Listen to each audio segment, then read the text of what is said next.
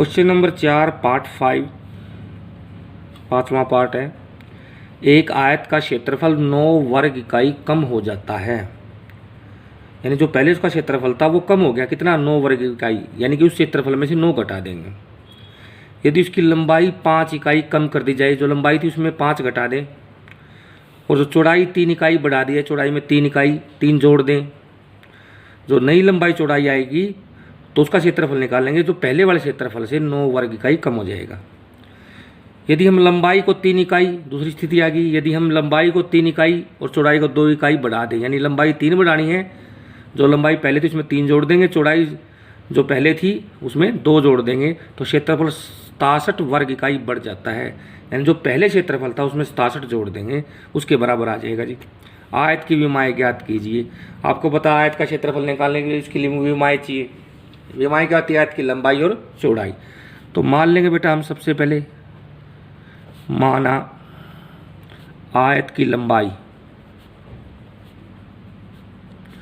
x इकाई, क्योंकि इकाई में दे रखे ना, सेंटीमीटर मीटर कुछ नहीं दे रखा, तो इकाई में मानेंगे। माना आयत की चौड़ाई y इकाई,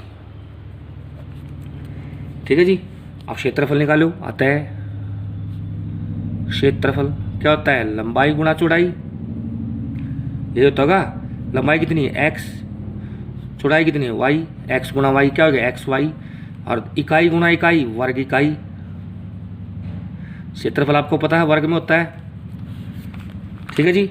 अब देखो बेटा, पहली स्थिति प्रश्नानुसार, पहली स्थिति क्या कहता है? उस आयत का क्षेत्रफल 9 वर्ग इकाई कम हो जाता है यदि उसकी लंबाई 5 इकाई कम कर दी जाती है। लंबाई को 5 कम करो, यानी कि x घटा 5, ठीक है जी। और चौड़ाई को 5 इकाई, चौड़ाई कितनी? 3 इकाई बढ़ा दी जाती है, चौड़ाई को बढ़ा दो y जमा 3। तो आपको पता है क्षेत्रफल लंबाई गुणा चौड़ाई, ठीक है। लंबाई 5 इकाई कम कर दी, चौड़ाई 3 इकाई बढ़ा दी, तो जो अब नई विमाएँ आएगी उनको गुणा करेंगे तो क्या निकलेगा? क्षेत्रफल। और क्षेत्रफल कितना हो जाता है? 9 वर्ग इकाई कम हो जाता है, यानी पहले से 9 वर्ग इकाई कम। क्षेत्रफल पहले कितना था? x गुणा वाई, उसमें से 9 घटा देंगे जी। समझ में आया? अब इसको हल करो बेटा, गुणा करो पहले पद की इसके, ये क्या हो जाएगा? x गुणा में y जमा में 3 माइनस 5 गुणा में y जमा में 3 बराबर x y माइनस 9। अब गुणा करोगे तो x गुणा वाई एक्स वाई, एक्स गुणा 3 3x, माइनस 5 गुणा वाई माइनस 5y, माइनस 5 गुणा 3 माइनस 15 बराबर एक्स वाई माइनस 9। अब देखो बेटा, एक्स वाई को इधर ले आओ, एक्स वाई, ये इधर प्लस का इधर क्या होगा? माइनस का x Y, plus 3x minus 5y बराबर माइनस 9। इस 15 को उधर ले जाएंगे, प्लस का 15 जी। एक्स वाई जमा का एक्स वाई घटा का दोनों बराबर हैं, चिन्ह अलग अलग घट जाएंगे, जीरो हो गए। क्या बचेगा अब? 3x माइनस 5y बराबर, ये भी घटेंगे, कितना बचेगा? 6 जमा के 6। समीकरण नंबर 1 देंगे इसको। प्रश्नानुसार दूसरी स्थिति, दूसरी स्थिति में क्या कहता है? दूसरी में कहता है यदि हम लंबाई को 3 इकाई और चौड़ाई को 2 इकाई बढ़ा दें, यानी कि लंबाई और चौड़ाई दोनों बढ़ा दी, लंबाई 3 इकाई बढ़ा दी, चौड़ाई 3 इकाई बढ़ा दी, तो क्षेत्रफल 67 वर्ग इकाई बढ़ जाता है। यानी कि लिखो, लंबाई क्या थी? x, उसमें 3 जोड़ दिया जी। चौड़ाई कितनी थी? y, उसमें कितना जोड़ दिया? 2। लंबाई गुणा चौड़ाई क्या बनता है? क्षेत्रफल। क्षेत्रफल पहले कितना था? एक्स वाई, अब वो कितना बढ़ गया? 67 वर्ग इकाई, तो प्लस में 67, एक्स जमा 3 गुणा में वाई जमा 2। लंबाई 3 इकाई बढ़ा दी तो लंबाई होगी एक्स जमा 3, चौड़ाई 2 इकाई बढ़ा दी तो वाई जमा 2। दोनों को गुणा कराया तो क्षेत्रफल कितना बढ़ गया? 67। यानी पहले जो क्षेत्रफल था एक्स वाई, उसमें 67 जोड़ दें तो ये क्षेत्रफल उसके बराबर आएगा जी।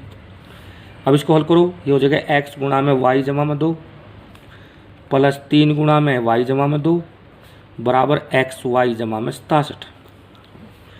एक्स गुणा वाई एक्स वाई, एक्स गुणा 2 2x, 3 गुणा वाई 3y, 3 गुणा 2 6 बराबर X Y plus 67।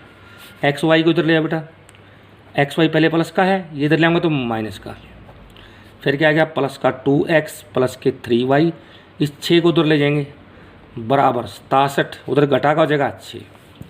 X Y एक जमा का एक घटा का तो घट गए, क्या बच गया 2x प्लस 3y बराबर कितना बच गया 61। ये समीकरण नंबर होगी 2।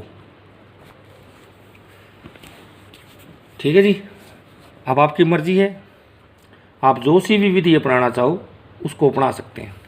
देखो हम विलोपन विधि करते आ रहे हैं, विलोपन विधि द्वारा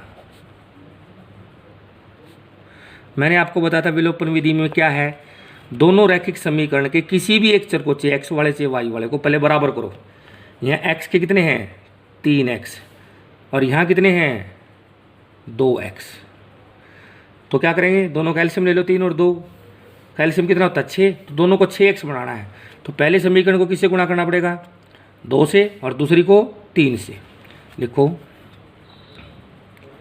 समीकरण 1 को 2 से गुणा कर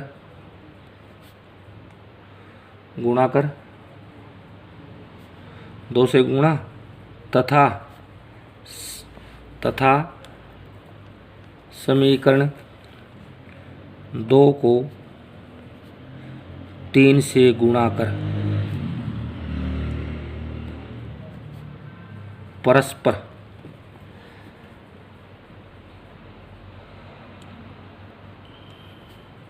घटाने पर,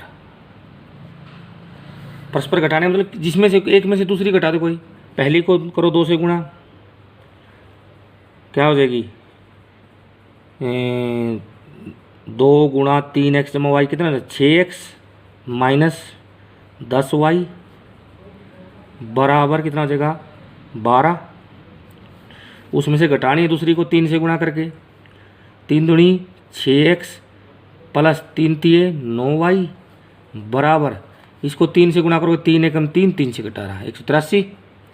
अब दोनों को घटाना है तो चिन्ह अलग अलग करेंगे, घट गया चिन्ह, ये भी घटा का हो गया जी, 6x से 6x घट गया, 10y घटा के 9y भी घटा के सेम साइन है तो उसमें जुड़ जाएंगे माइनस, 6x से 6x घट गया, माइनस के 10y माइनस के 9y माइनस के 19y हो गए। अब 12 जमा का 183 घटा का है तो साइन अलग अलग है, सब्ट्रैक्ट होंगे, परंतु चिन्ह कौन सा आएगा घटा का, क्योंकि घटा वाले ज़्यादा। हाँ जी 183 में से 12 घटाओ तो घटाओ बेटा, 3 में से 2 गया 1, ठीक है, 8 में से गया 7, 1 का 1, ठीक है जी। y बराबर हो जाएगा -171 बटे में माइनस के 19।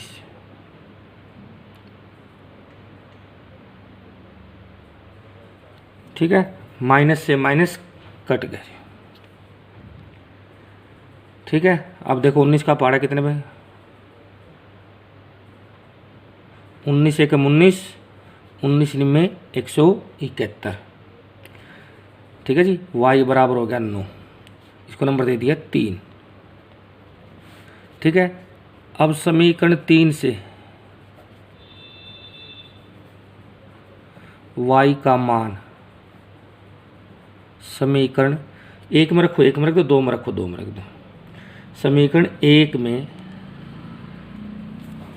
रखने पर एक क्या थी हमारी 3x माइनस 5y बराबर 6, 3x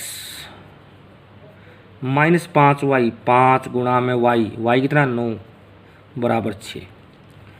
हाँ जी 3x इन दोनों को गुणा करोगे माइनस के 45, ये हो जाएगा भाई 3x माइनस 45 बराबर 6। 3x बराबर हो जाएगा 6 जमा में 45, क्योंकि 45 को उधर ले जाएगा, इधर घटा का पहली तरफ जमा का हो जाएगा। 3x बराबर हो जाए 45 और 6 51, x बराबर हो जाएगा 51 बटे 3, कितने में जाएगा 17 पर, x बराबर हो गया 17 जी। ठीक है जी, x क्या था लंबाई और y क्या थी चौड़ाई। ठीक है, अतः आयत की लंबाई बराबर 17 इकाई, अतः आयत की चौड़ाई कितनी थी y 9 इकाई। ये हमारा आंसर हो गया भाई।